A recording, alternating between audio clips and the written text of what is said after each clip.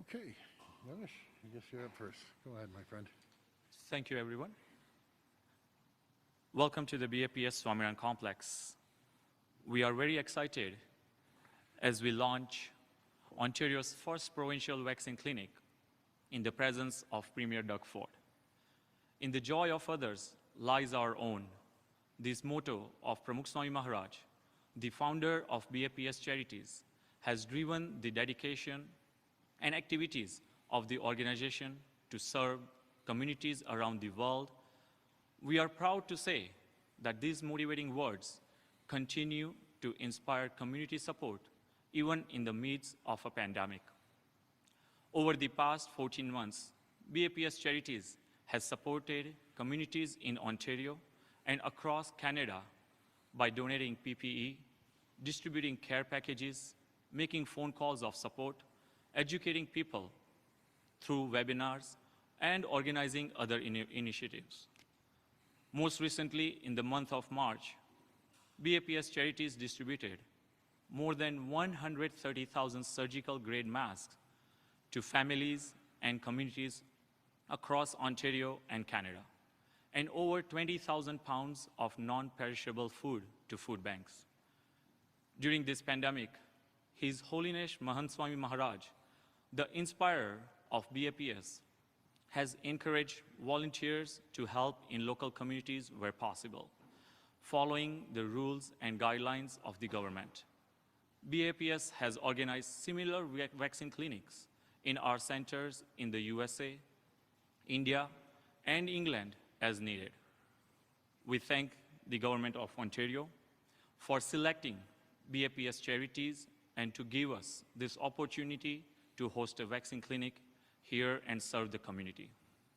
I would also like to thank the Ministry of Health for their support and applaud the volunteers of BAPS Charities who have stepped up, many taking time off from work to help set up and run this clinic to serve the community. We encourage everyone to take advantage of such clinics and remind everyone that even after you receive your first dose, it is very important to continue following Ontario's public health guidelines. It is now my pleasure to welcome Premier Doug Ford, Premier of Ontario, and request him to address the community. Thank you.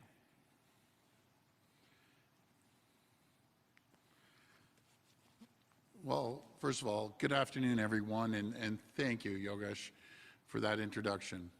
And thanks to the BAPS Charities for hosting us here today at the site of this new vaccine clinic. BAPS Charities has really stepped up throughout the pandemic, donating more than 130,000 masks to communities right across this country. And their volunteers have now taken on a challenge of setting up this pop-up vaccine clinic as part of our accelerated rollout to get needles into arms in high-risk neighborhoods. As we continue to make steady progress vaccinating our seniors and most vulnerable, they're helping get vaccines to the residential and industrial neighbors here in Etobicoke, many of whom are essential workers. It's incredible, and I want to thank you again for what you're doing right here. I want to also recognize Councillor Michael Ford, who is here with us today, and thank him for his incredible work on behalf of the great people of Etobicoke North. And my friends, we're relying on vaccination sites just like this one, vaccine clinics that will get thousands of shots done in the heart of communities where they will have the greatest impact in our fight against COVID-19.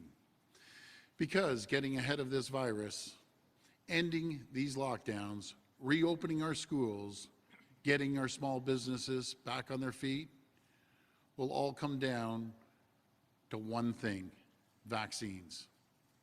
How fast we get vaccines into our province and into arms. How fast we can vaccinate critical mass of the population. The faster we get to that critical mass, the faster we can end lockdowns, open schools, and get life back to normal. And we all have a part to play. We need the federal government to continue leading the charge on getting us as many vaccines as possible. We need each of you to sign up and get your vaccine as soon as you're eligible. And for our part, we will continue building up capacity to get shots in arms. Over the past few months, we have ramped up our vaccine infrastructure. We now have the capacity to do millions of vaccines a month. And our capacity to get needles into arms grows every day, where they are needed most, with the new clinics like this one at the BAPS Temple. Last Friday, we expanded vaccine eligibility to all adults 50 and older in COVID hotspots. Yesterday, we began vaccinating education workers in hotspots neighborhoods in Peel and in Toronto. We have special teams across the province in hotspot communities, vaccinating those at greatest risk of infection, including essential workers who cannot work from home. Because it's critical that we stop COVID in these communities where it is spreading the fastest. That's why we're protecting those most at risk in 114 highly impacted neighborhoods across the province. This pop-up clinic will begin vaccinating local residents starting tomorrow. Community outreach will be led by the best people for the job, BAPS Charities, William Osler Health System, and local community organizations. These are the people with strong relationships with the surrounding community. These are the people who can build trust to combat vaccine hesitancy and protect our most vulnerable. At mobile vaccine clinics like BAPS and other high-risk neighborhoods, we are beginning to vaccinate adults 18 and over. We're opening employer-operated vaccine clinics right at the job sites. They're also vaccinating residents of surrounding communities. This is how we're protecting our workers and who can't work and go work at home, I should say. That's how we're going to protect these folks. We're fighting the virus with everything we've got, and vaccines remain our best defense. We have managed to vaccinate over 3.3 million Ontarians so far, and our pace of vaccine delivery is increasing rapidly. We're getting vaccines in arms as soon as we receive them. If we receive a steady supply of vaccine from the federal government, we expect to vaccinate 9 million Ontarians between April and the end of June. In the meantime, we must all do our part now and stay home to save lives. Before I hand it over to NPP and on, I want to wish our incredible Health Minister and Deputy Premier, Christine Elliott, a very happy birthday. Happy birthday, Christine. Actually, I called Christine and sang her a little song this morning, left it on her voicemail. I'll never make a career out of singing, I'll tell you that. But I'll tell you, Christine, as you've seen right from the beginning, has worked hard to help keep us safe throughout this whole pandemic and has stood side by side with me right from the get-go, so we're very, very grateful to have Christine with us. I want to thank you and God bless the people of Ontario. Now I'll hand it over to MPP Anand. Thank you, Premier. Namaste and Jai Swaminarayan. Good afternoon, everybody. It is my pleasure to be here with my brother, big brother I call it, Premier Ford, Minister Elliott, and Minister, happy birthday once again, Solicitor Jones, and my neighbor, Councillor Michael Ford. And with the members of BAPS, Swaminarayan Mandir, Naresh Bhai, Yogesh Bhai, Deepan Bhai, Deepak Ruprelji, Vikram Khurana, and Parag Bhai. So thank you for all the blessings and inviting us today.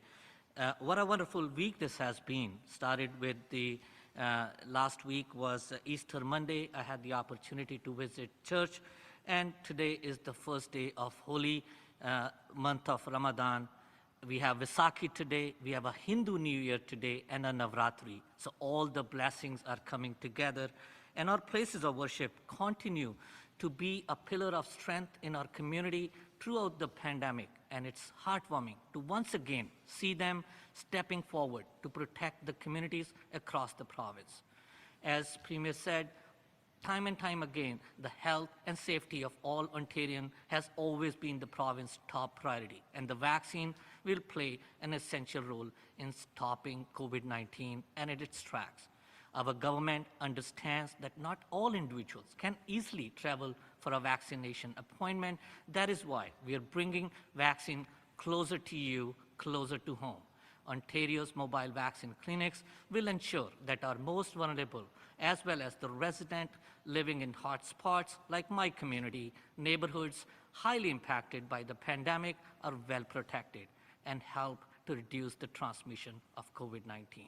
I would like to extend my heartfelt gratitude to all healthcare heroes, public health units, and the province for their tireless effort in making this possible. At this time, I want to say, मेरे Ontario वासियों को ये मैं बताना चाहता हूँ, Covid vaccine का टीकाकरण आप और आपके अपनों की सुरक्षा के लिए आवश्यक है। आप सबसे विनम्र विनती है कि जब भी आपकी बारी आए, आप टीकाकरण का अपॉइंटमेंट जल्दी से बनाएं और जल्दी से जल्दी टीका लगवाएं। आ समय छे तुम्हारी बाई ऊंची करने ने COVID-19 री रसी ले लियो। I want to say thank you. And as Swamiji said, in joy of other lies ours. It is time for us to roll up our sleeves. Thank you so much. We'll go to the phone line for questions. First question, please. From Randy Rath at CHCH TV. Please go ahead. Hi, Randy. Hi, Premier. Hi. I'm wondering about the suspension of the use of the Johnson & Johnson vaccine in the United States. Is it going to have an impact on our vaccine rollout? And are you worried that it's going to create more vaccine hesitancy on top of what is already looking like a lot of hesitancy?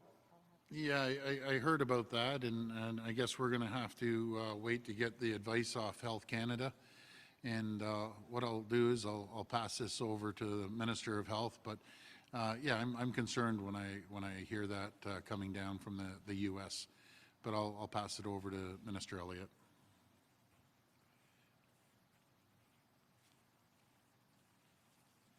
Well, thank you, Randy. This is an issue that we are, of course, concerned about, but as you're probably aware, we don't have any of the J&J vaccines in Canada yet, but we will be following this with the National Advisory Committee on Immunizations as well as Health Canada to make sure that before any J&J is put into anyone's arms in Ontario, we need to know that it's going to be effective, but more importantly, that it's going to be safe. So we're following this very closely.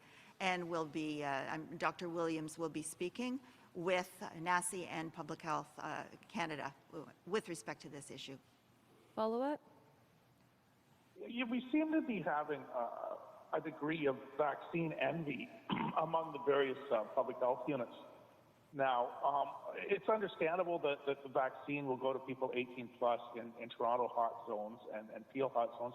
But when do you foresee people 18 plus in hot zones around the province, not just in those two jurisdictions, being able to receive it? Yeah, Randy, it all depends on the supply. If we get more supply off the feds, and I know they're working hard, but we just need the supply. We have, I guess it's even gone up since yesterday, but it was 2.8 million people have appointments, and we're just waiting for more supply. We're ramping up pharmacies, up to 1,400 pharmacies. Keep in mind we have 3,200 altogether, but as soon as we get that supply, we'll continue ramping it up. Toronto again opened up vaccine clinics, 3 of them, and then we have places like BAPS charities right here that opened up, and we're trying to do that to other areas right across the hot spots. So as soon as we get the ample supply, we'll be able to get that done, and I know everyone's anxious. But it's coming soon, folks. Next question. From Dave Woodard at Global News. Please go ahead. Good afternoon, Premier. Hi. My first question is regarding child care centers. We know that they're staying open, but what's the plan that's going to make that happen? Will child care center workers be able to get vaccinated earlier, regardless of where they are? And what kind of stop are you looking at if they do have to close? Well, I'm going to, before I pass it over to the Solicitor General, our goal is to get as many people vaccinated as possible. And I know everyone, wants to be first in line per se. But right now, we'll wait for the supply. When the supply comes in, we'll get to them. I know we're working on the special education teachers right across the province, which is absolutely critical. We're getting teachers in the hotspots vaccinated as we speak right now. And our goal is to vaccinate those folks that take care of childcare. But I just, without the supply, I just wish I could sit here and tell you the exact time, but I will pass it over to the Solicitor General.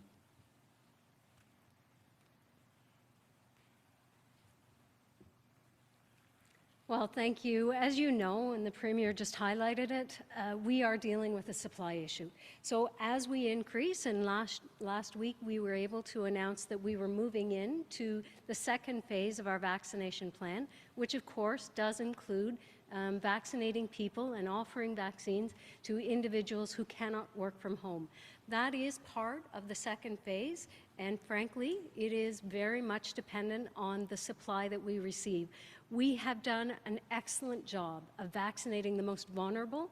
We see that in the long-term care homes and the retirement homes who are not getting the positivity rates and mercifully not having people get sick as much because we focused on the most vulnerable first.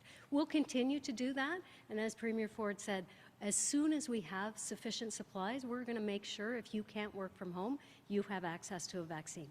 Thank you. Follow-up? Thank you. And Premier, looking at the hotspots and vaccinations, some are saying that the rollout is still rather confusing. Some people are able to book on the provincial booking site, others are not allowed to, while still others, like special education workers, can go to mass vaccination sites regardless of age, as long as they've got a letter saying that they should. Even one of those on your own vaccine task force said the rollout lacked clarity.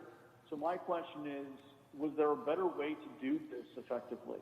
Well, I'm going to, for the folks that find it confusing, I have to tell you that 2.8 million people didn't find it confusing. 3.3 million that we had vaccinated didn't find it confusing. So if I'm doing the math right, we're well over 6 million people that didn't find it confusing. Folks, it's very, very simple. And I'm going to wing this phone number, and please correct me if I'm wrong. It's 888-999-6944. That's 888-999-6944. Or you can go on the Ontario COVID vaccination site and book it. It's as simple as that. We also have organizations as we go into the high priority neighborhoods, the hot spots, organizations like BAPS. They reach out to their congregation and communities. And by the way, folks, when we go into these areas and we go into large companies, part of the agreement is you just don't do your employees, you just don't do your congregation, you reach out to the whole community in that hot area, hot zone, and bring them in. And they have done an incredible job here in such short notice.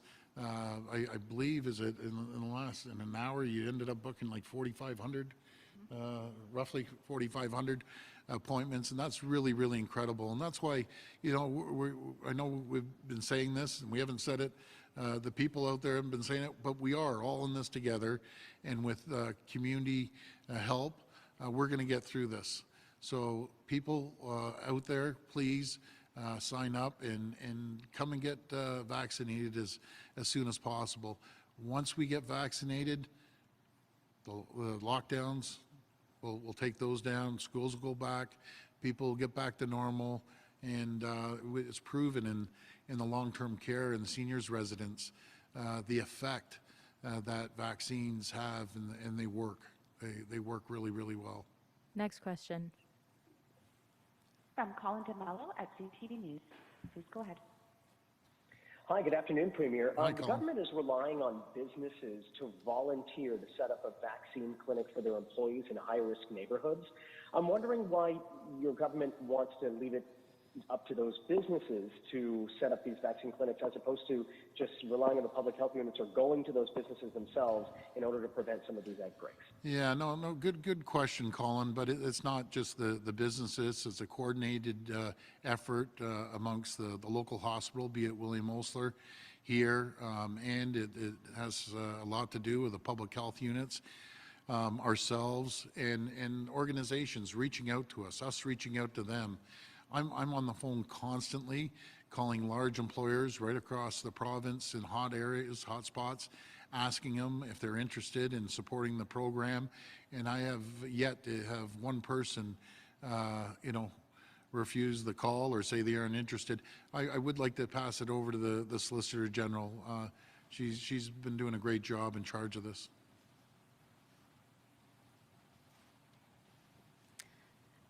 So, Colin, the short answer is, why are we asking, encouraging organizations like BAPS, like businesses? Speed.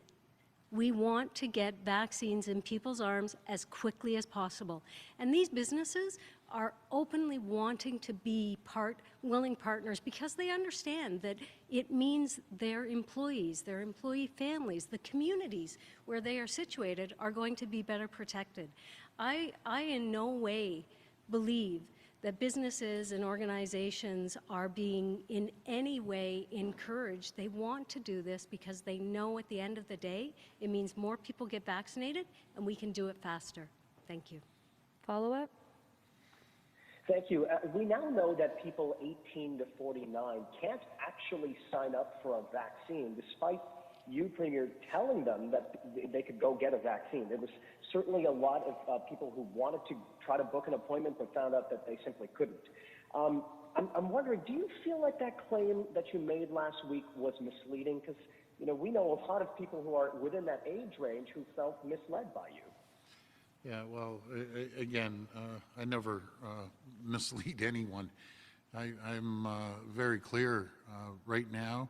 If you're in a hot area, a hot zone, and let's say an employer, or if you're at BAPS, it's 18 plus, and you're going to vaccinate that company, it doesn't matter if the person is 21 or 31 or 41 or 51.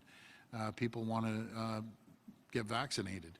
So no, not by any means would we do that. We want to make sure that we get the vaccines into people's arms as quickly as possible. Thank you. Next question. From Lorenda Redikoff at CBC News. Please go ahead. Hi there, Premier. I Hi. see in the tech briefing about the vaccination process that AstraZeneca is not listed at all. So what does that mean for AstraZeneca going forward and for the pharmacy program? I'll pass that to the Minister of Health. Thank you. Well, we have just received a shipment of AstraZeneca, which will be distributed to pharmacies. We're still waiting to find out the delivery schedule for future deliveries of AstraZeneca. But we also have the opportunity, if we don't receive it in the near future, we have Moderna that can also be used. And we're also looking at whether Pfizer can be delivered to pharmacies. It has been in other jurisdictions. And so we have to abide by the cold storage requirements, of course. But as we receive supplies, we have to be very nimble and adept at making sure that we deliver them to the appropriate locations and keep them going in supplying vaccines, with the goal being to get as many needles into as many arms as possible. Follow-up? We've heard talk about the possibility of transferring patients from Ontario hospitals to other provinces where they're not as stretched in their ICUs. Has there been any talk with other provinces of possibly having that kind of relationship, for example, to Atlantic Canada?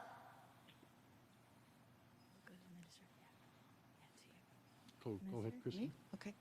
Well, what we're looking at now is building up capacity within Ontario. We know that many other provinces are experiencing difficulties with the variants. British Columbia, particularly with the Brazilian variant. Alberta and Saskatchewan as well. But with respect to workforces, if there are available teams that would be able to come from particularly the Atlantic provinces, we are certainly looking at that as an option, but we're also looking at building up capacity from our own teams by looking at Ontario Health, looking at the LHINs, making sure that we can bring in people that can help in our hospitals as well, so that the more experienced staff, those with intensive care experience, can then move up into our intensive care units to care for the number of patients that we have with COVID and who are there for other reasons as well. We'll take the last question from the phone before we go to the floor. From Max Cube at CTV Ottawa. Please go ahead. Hi, Premier. Thanks Hi. for taking my question. No, I wanted to confirm, because we have been in touch with Ottawa Public Health here in the city, that one of the postal codes identified in Ottawa does not have any high priority neighborhoods, and that's the K2V postal code. And again, we've confirmed with them multiple times that there are no priority neighborhoods there, yet it's still listed as a hotspot on the provincial website. I'm wondering why and what criteria is being used to identify these neighborhood as hotspots if our local public health unit is not identifying it as one. Well, I'd be more than happy to talk to Dr. Etches about that, but I will pass it over to the Minister of Health, and they'll explain how the Health Ministry, the Ministry of Health, came up with the zip codes, or postal codes, I should say. Well, thank you for the question. The hotspot areas were originally identified on the basis of historic data where there had been an acceleration in the number of cases, but it's also being reviewed on a regular basis by our Chief Medical Officer of Health, by Dr. Etches in the case of Ottawa, and by the Public Health Measures Table. And in the case of the Ottawa area that you're speaking of, we are trying to be proactive because we know that there are a number of congregate settings there in terms of retirement homes, long-term care homes, other areas of congregate living, seniors apartments and so on, where we know that we need to get in there before an outbreak happens. And so that was the primary reason why that particular location was decided upon, is because of the high numbers of congregate living within its borders. Follow-up?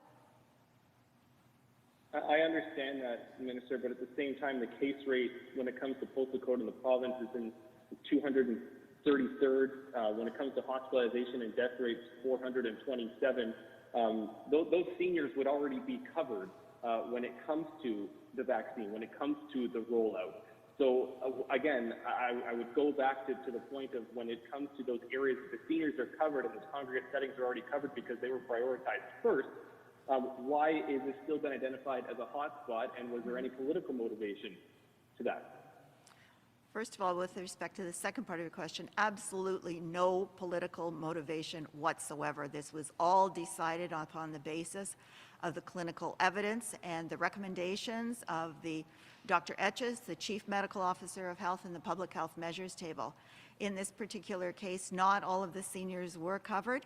There's still many more that are living in congregate living. There's also people with intellectual and physical challenges who are also living in congregate settings. We need to protect them, and that was the basis of the decision being made to designate that area as a hotspot. Okay, and we'll just move to the floor for the final question. A little bit of a different pace, but everyone on the internet noticed, Mr. Premier, that you got your hair cut on the weekend. First of all, I'm a little envious, but I'm sure there's a story. Well, there is. I look like a sheepdog, and so we literally got some dog clippers, and I got it on video to prove it. Or I know you guys are going to want to see it, but my daughter that lives at home's never cut anyone's hair in their life. I just sat in the chair and said, "Honey, go to town," and we couldn't even figure out how to work these clippers, and I grabbed them and zinged half my head so it's half bald on one side, and that's what happened. But on a more serious note, my heart breaks for these barbers and hairstylists, that have been shut down forever. It really does, and I'm going to do everything I can to get you back open. And I promise you, that'll be the last time. As much as my daughter did an incredible job for a rookie, I'm going back to the barbers, and I encourage everyone, just please, when we get back to opening up, these people have been hurting so much as a lot of people. So please just go out when we get open, go out and get your hair cut and get your hair styled and everything. So that's my message there. But yeah, it was my daughter that lives at our home that trimmed it up. I feel like, you know, it worked two ways. I got my hair cut and I lost 5 pounds when she chopped the hair off, and God knows I got about another 60 more pounds to go. So anyways, thank you everyone, and God bless. Thanks, everyone.